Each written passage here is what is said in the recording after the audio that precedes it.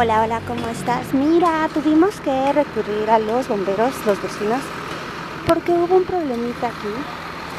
Se cayó un arbolito y como puedes ver el personal está haciendo en este momento el destajo o pues vamos a decir, de destrozar completamente la pieza. Hola, buenas tardes. Pues lo están partiendo. Supongo que se pasará.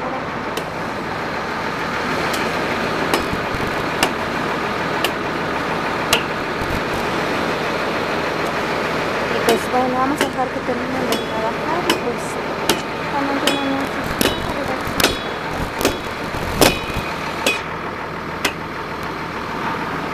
Nuestro departamento de bomberos también entra a la poda. Mira todo el reguero que tienen aquí. Ya tienen ahí una parte del árbol, ya lo que será la copa.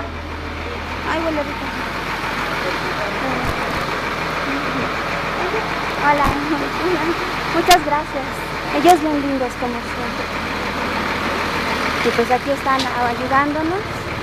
Y mira, debes de respetar, no cruzar las zonas donde ellos nos están limitando para evitar que pues nos pase algo.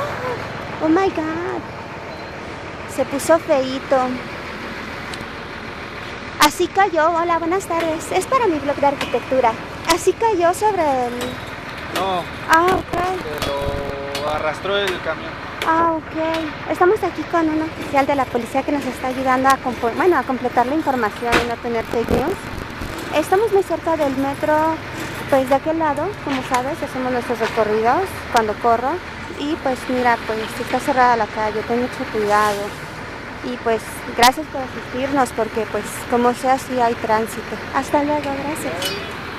Muchas gracias a todos y pues gracias. Vamos a cerrar la toma aquí con los señores trabajando.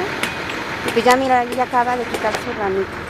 Cuídate mucho, muchas gracias. Pasan ya a sellar al terno y te vamos a dejar al tío trabajar. Vámonos,